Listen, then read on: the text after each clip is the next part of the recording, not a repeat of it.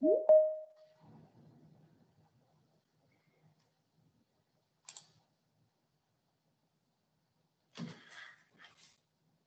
right. Good morning, everyone. It looks like we still have a few people joining us, so I'll admit them as they come through, but want to get started with our business connection this morning on TikTok for Business.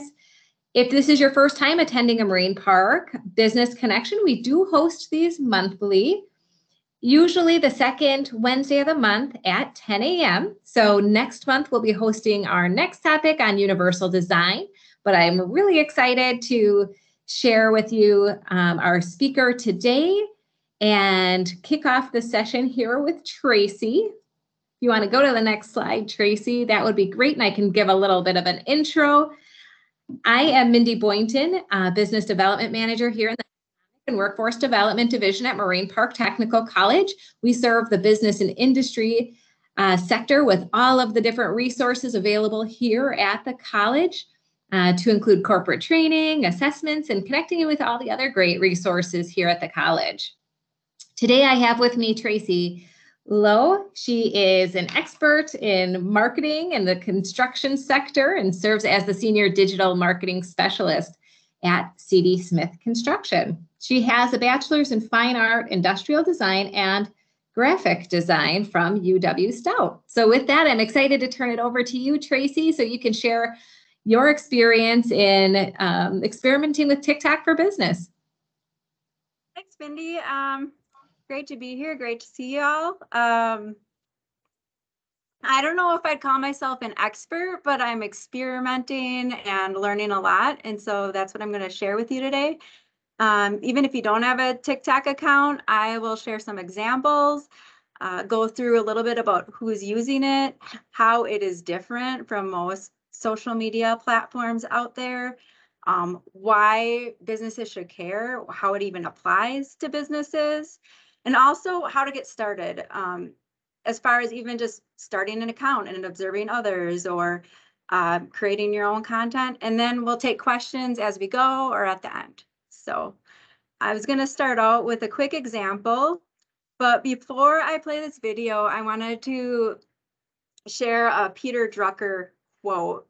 There are only two things in business that make money: innovation and marketing. Well, because I'm in marketing, so of course that resonates with me, but everything else is cost, is end quote. And to me, like, innovation comes with taking calculated risks, right? So not a lot of businesses are doing things in TikTok, and the best risks are focused on knowing your audience, getting that feedback, and then the client experience, like creating that experience for them. And that's the most important driver for growth, for revenue, for recruiting, becoming a talent destination. And that's where TikTok comes into play for a lot of the leaders that are adopting practices on TikTok early. Because if you're doing the same thing as everyone else, you're not differentiating yourself. So you got to get outside of your comfort zone. Instead, you have to strategize, implement, and adapt. And TikTok allows you to adapt very quickly because you get instantaneous feedback. And then you can raise the standards of excellence in how you're educating or entertaining. So I'm about to show you one of my most successful videos. And as I was going, I didn't know if it would do well or anything, but then throughout the rest of the presentation, I can, in hindsight, share like why and how TikTok works and why I think this did well. I'll also go through what success indicators have looked like for me, but as well as some of these other like leading TikTokers with more experience.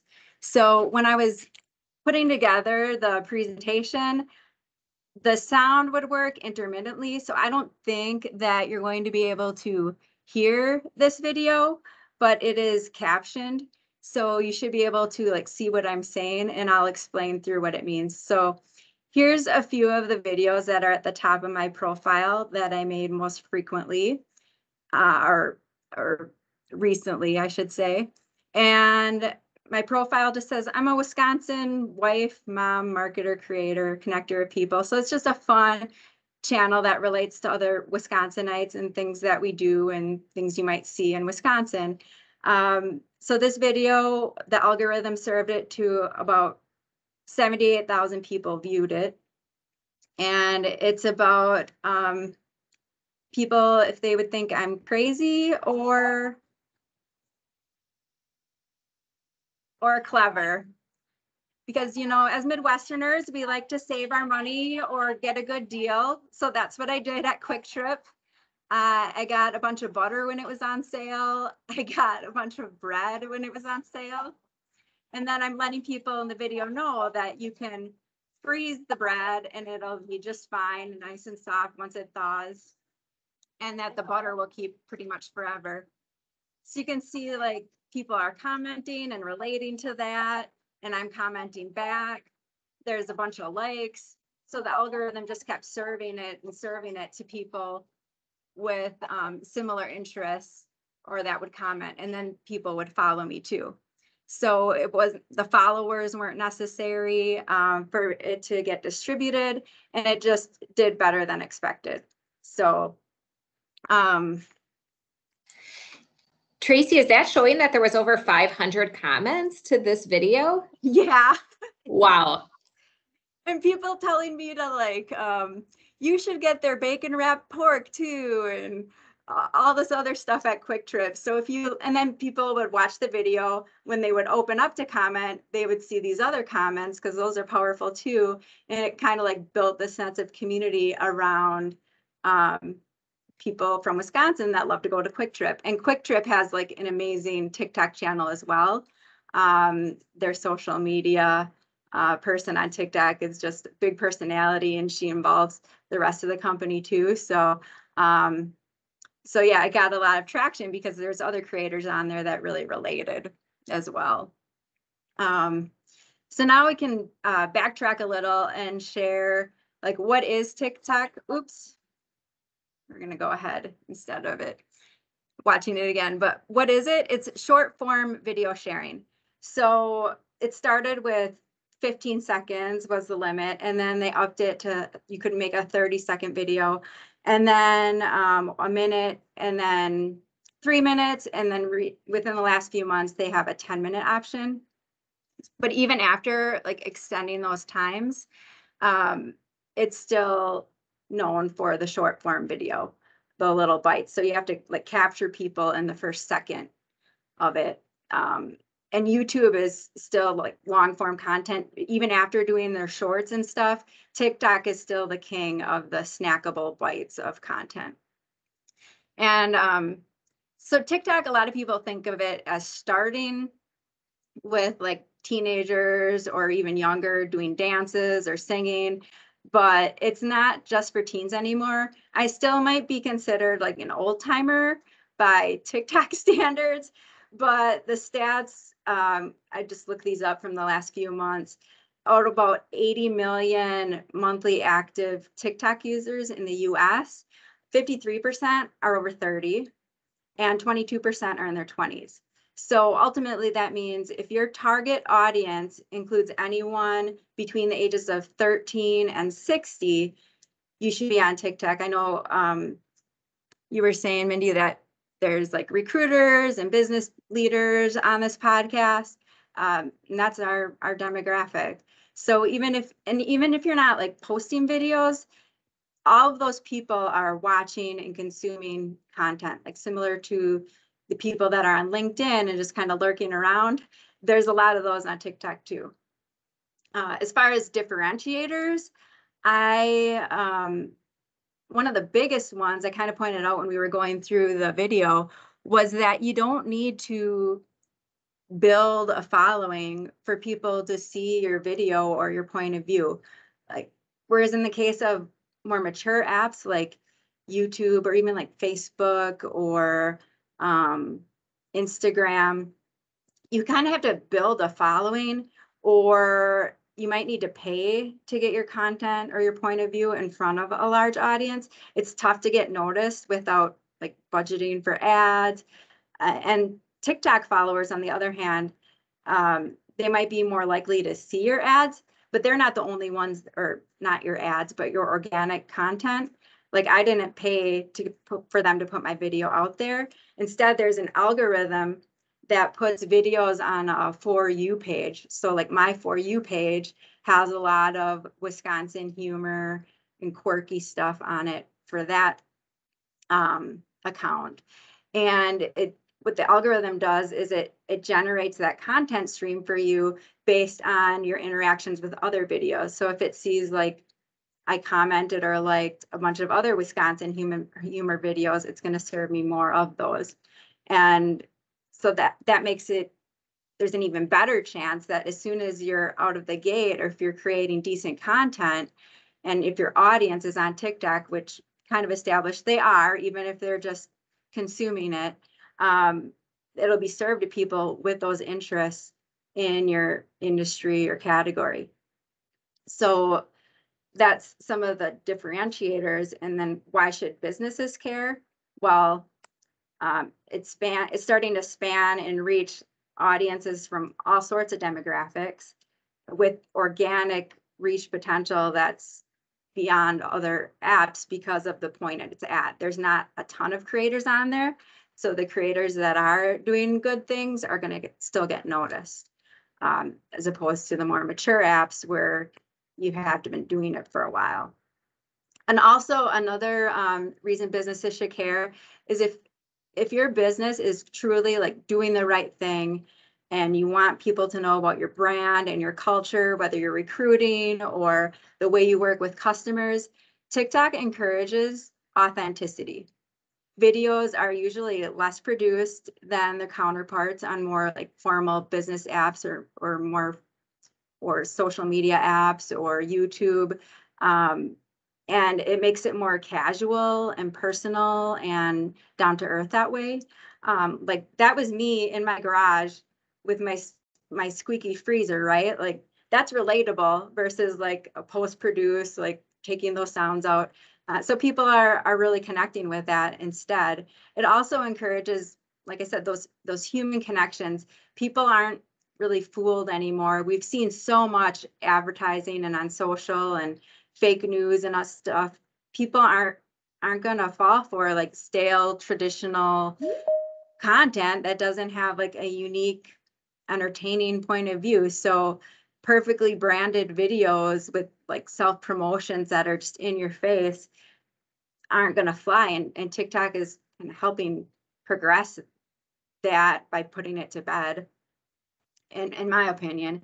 And so it's a fresh opportunity to be real, engage with people on their terms where they are, and build trust by sharing either like deep subject matter expertise or investing in that understanding and shared mutual interest to like strengthen those relationships based on community.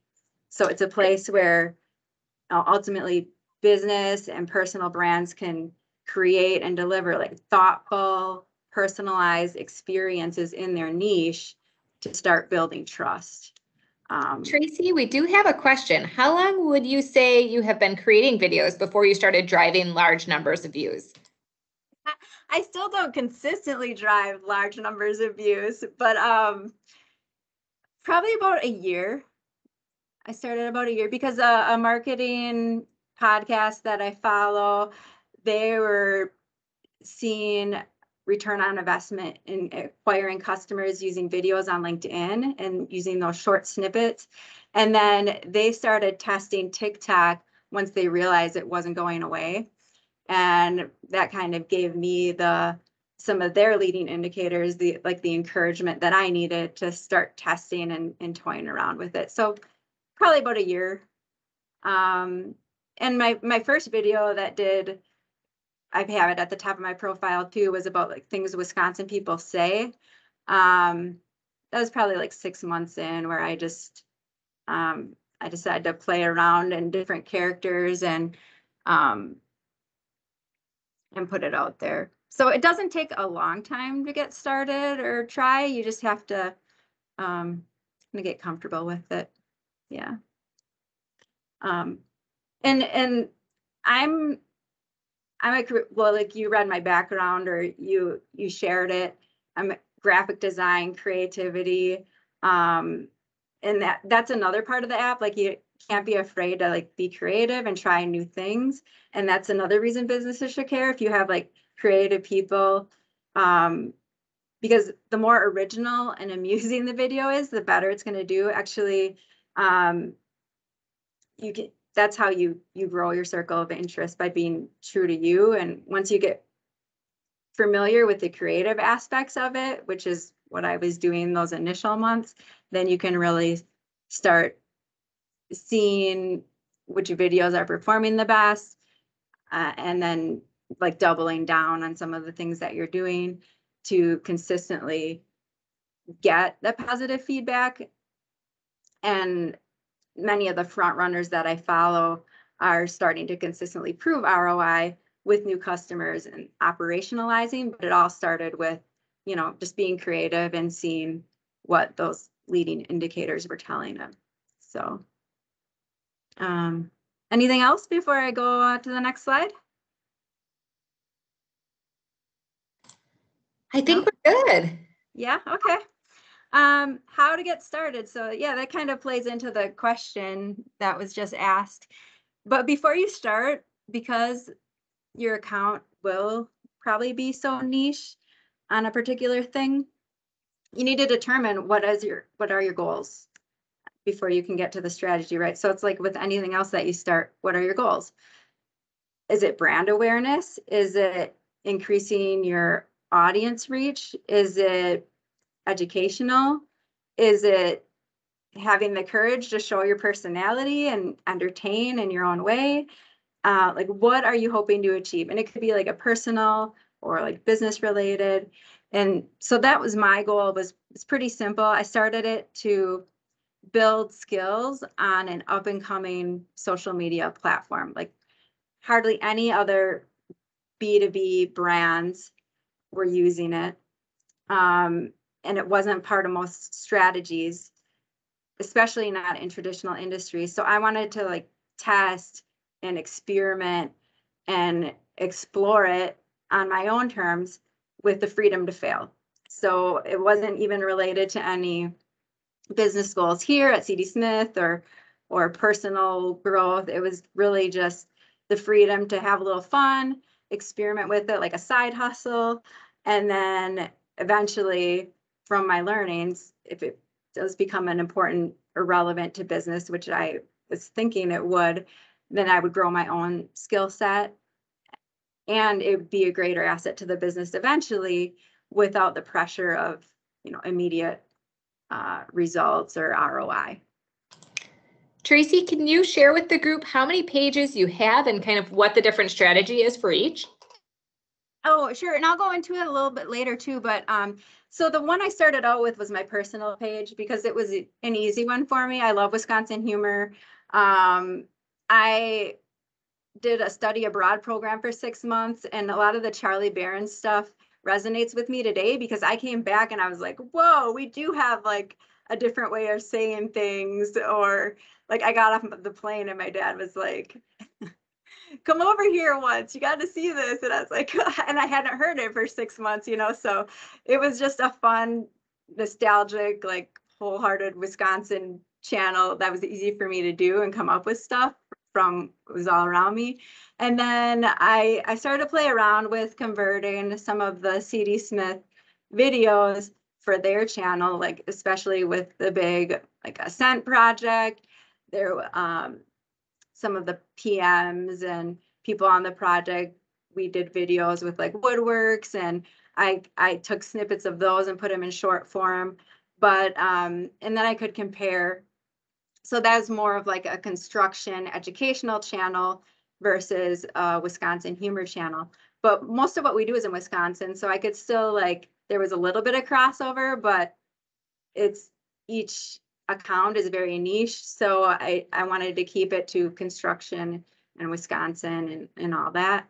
And then I also started to, I get pretty deep and passionate about some marketing fundamentals and strategies. So, but that doesn't really fit with Wisconsin humor. So I started a marketing account too, where I just kind of convert some of my LinkedIn posts into little short marketing videos with what I've learned or advice. So it's 3 different accounts with 3 different goals because it's different interests and different audiences.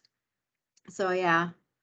And that's kind of that's a great question, because the next point on here is about consuming in the niche in which you want to create. So before I was even creating a lot, I was watching and being entertained by all the types of videos that I wanted to create.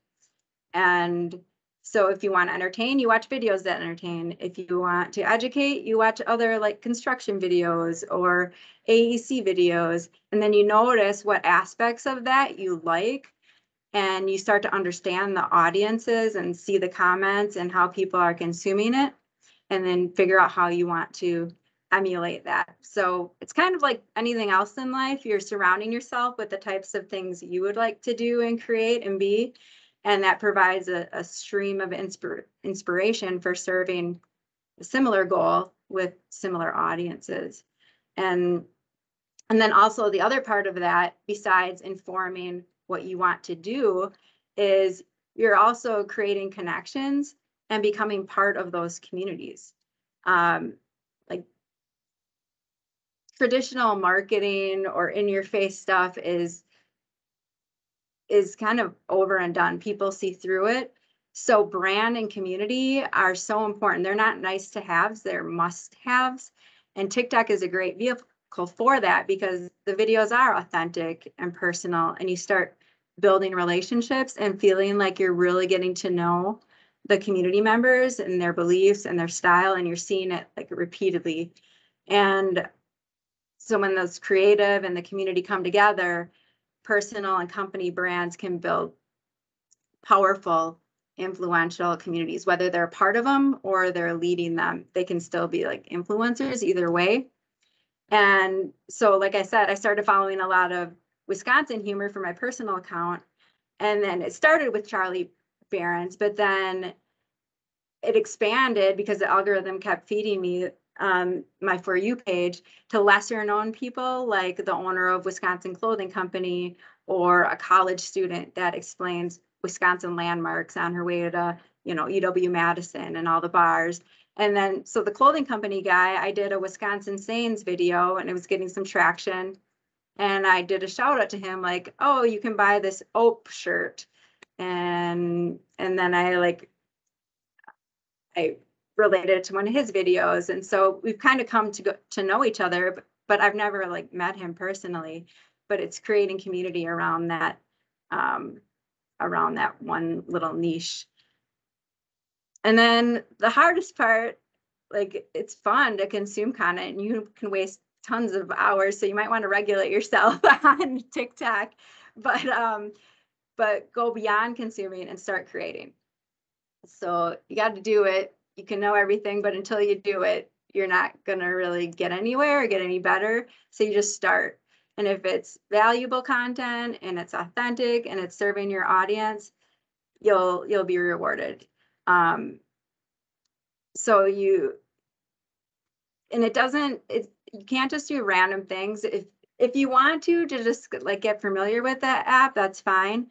But if you got to stick with your niche, that goes back to the goals and the strategy. And ultimately, you have control over the privacy settings of who sees your videos. It can be personal or for a company brand, and then it can have private or public video settings.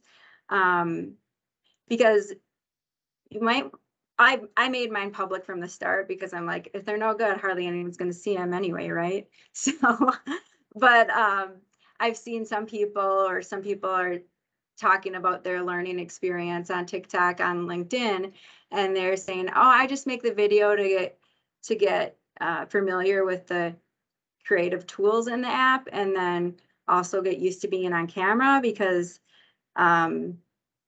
it's not an easy thing to be natural on camera and authentically present yourself and not like cut yourself down. So they started by doing that. And then as they got in more of a comfort zone with familiarity, then they would make them public.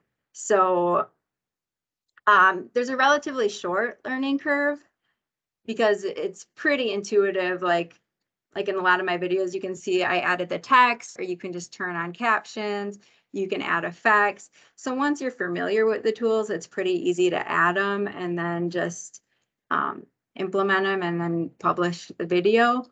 But what kind of got me over my these inhibitions or fear of getting in front of camera and really showing some of what I had to say was the opportunity to connect and build personal human connections. Like that's why I started that marketing channel, because I was starting to get to know a lot of the people on LinkedIn, and it was getting to know them even better on TikTok. So like all digital and social media and communications, it's designed to be integrated and translate to genuine relationships. And the fun thing too is, even though I post about a fifth as much on TikTok compared to LinkedIn, I hear from fans of my account probably 10 times as often. And that's the reason I'm talking with you today.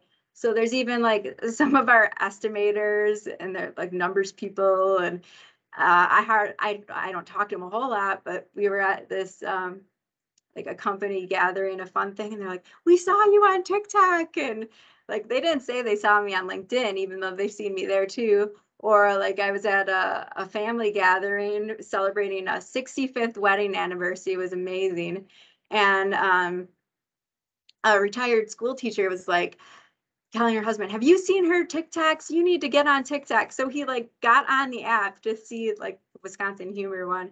So it's like just that authenticity, and it built those relationships further. Like I know a little bit more about our estimating department because it sparked a conversation and we talked about other things. Or I know a little bit about my friend Tara and her husband because it sparked those conversations. So any questions so far? We good yet? I think we can keep rolling. We have about Yeah. 3 minutes left to go through some tips and tricks, and then we'll see if we have any more time for questions or add them in the chat, and we'll address them as we go. Sounds good. So the algorithm tips and tricks go along with optimizing for the algorithm. Niche. Categorical subject matter is key. I keep saying that. It's a good exercise for marketers, TikTok is, in targeting, positioning, segmentation. I mean, a lot of early marketers and all of us are tempted to like go broad, cast a wider net, hit a bunch of numbers, but the riches really are in the niches. So, and hashtags, they were always a big thing on Instagram. They're not as big of a thing on TikTok. Like 3 to 6 will do. You just make sure that they're highlighted keywords related to your niche. So that's informing the algorithm even more of what your content is about. So for instance, for my personal Wisconsin one, I use hashtags like hashtag Scotty Girl, hashtag Wisconsin Life, hashtag Wisco, because I've seen it on other people posting on similar content. And then for the CD Smith construction page that I'm experimenting with, I do construction life or hashtag job site safety or hashtag Madison, Wisconsin or Wisconsin. So other trends or things that are influential on TikTok, it did start out as a dancing and music app. So music and audio trends are a factor. You can use them to your advantage and jump on trends while they're hot. You can search topics in your niche and see what types of music is resonating. You can also follow accounts that call out trends. But another thing too is personal and business accounts have slightly different audio possibilities and restrictions, because business accounts have more limited selection for copyright reasons, but like personal accounts, the sky's the limit. There's like tons of music and audio to select from. So that's another reason why I started with a personal account, because then I was getting familiar with some of those restrictions and freedoms as well. Other tips is authenticity and community. So the more authentic and homemade, the better, which for some of us perfectionists, that like to do things 3 times and use the best one. That might not be the best option. Actually, polished, post-produced studio quality videos, they don't get watched as much as raw real life footage because people are curious, like what's going to happen. They know it's authentic, it's you. And communities are built on that authenticity. So, and also they're built on, you can stitch and clip your videos with other creators on the platform to generate more engagement or build more communities. So once you get familiar yourself and build those connections, you can do more so. Tracy, we have a question as we're looking to wrap up here. Has your company tested TikTok in any hiring aspects? Are you still playing around with that? No, we haven't tested it in hiring aspects. We do get some feedback, like I've gotten some feedback when I posted about job safety and stuff, like, oh, I worked on that site. And in general, social media, like the more people are seeing it, the more I see forms come through with inquiries about if we're hiring, but we haven't pursued it from a recruiting aspect specifically yet. Some of the front runners that I've been following, they do, because they use it as a company culture piece, which is great, and a talent destination. They really showcase their culture authentically, and that draws people to them as a talent destination. So although I'm not an expert and I haven't tried it that way yet, that's where I see a lot of companies using it from a recruiting point of view. Yeah, great question.